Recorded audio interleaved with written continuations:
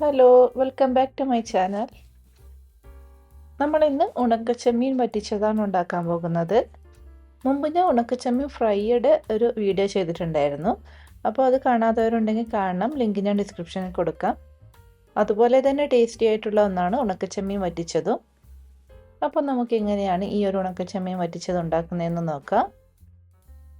അതിനായിട്ട് ഞാനിവിടെ ക്ലീൻ ചെയ്ത ഉണക്കച്ചെമ്മീൻ 3 തവണ വെള്ളത്തിലിട്ട് കഴുകിയതിന് ശേഷം ഇതുപോലെ വെള്ളത്തിൽ ഒരു 10 മിനിറ്റ് നേരം കുതിർത്ത് വെച്ചിട്ടുണ്ടായിരുന്നു. അപ്പോൾ ഈ ഒരു വെള്ളത്തോടു കൂടിയാണ് നമ്മൾ ഉണക്കച്ചെമ്മീൻ വറ്റിച്ചത് ഉണ്ടാക്കാൻ പോകുന്നത്.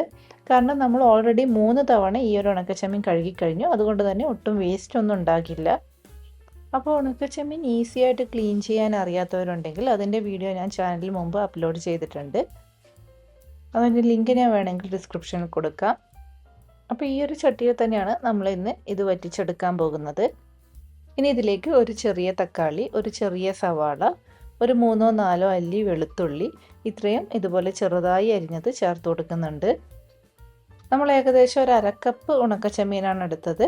അരക്കപ്പ് ഉണക്കച്ചെമ്മീൻ അരക്കപ്പ് വെള്ളത്തിലാണ് കുതിർത്ത് വെച്ചത്. ഇനി ഇതിലേക്ക് നമുക്ക് ആവശ്യത്തിനുള്ള ഉപ്പ് ചേർത്ത് കൊടുക്കാം. ഇനി ഒരു 1/2 ടീസ്പൂൺ മഞ്ഞൾപ്പൊടിയും 1 ടീസ്പൂൺ മുളക് പൊടിയും ചേർത്ത് കൊടുക്കുന്നുണ്ട്.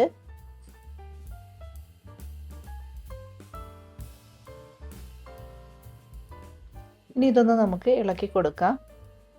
നമ്മൾ ആ ചെമ്മീൻ കുതിർത്ത് വെച്ച വെള്ളം മാത്രമേ ഉപയോഗിക്കുന്നുള്ളൂ, വേറെ എക്സ്ട്രാ വെള്ളമൊന്നും ചേർത്ത് കൊടുക്കുന്നില്ല. ഇനി നമ്മൾ സ്റ്റൗ ഓൺ ചെയ്ത് അടുപ്പത്തേക്ക് വെച്ചിട്ടുണ്ട്. ഇതിലേക്ക് കുറച്ച് കറിവേപ്പില കൂടി ചേർത്ത് കൊടുത്തതിന് ശേഷം അടച്ചു വെച്ച് ഒന്ന് കുക്ക് ചെയ്യാം. തക്കാളിയൊക്കെ നന്നായി വെന്തുടഞ്ഞ് ഇത് നന്നായിട്ടൊന്ന് വറ്റി വരുന്നത് വരെ കുക്ക് ചെയ്യണം.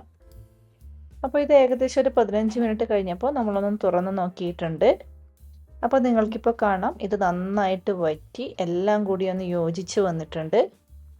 ഇനി ഇതിലേക്ക് ഒരു 1/4 കപ്പ് തേങ്ങ ചിരകിയത് കൂടി ചേർത്ത് കൊടുത്ത് നമുക്കൊന്ന് മിക്സ് ചെയ്തെടുക്കാം.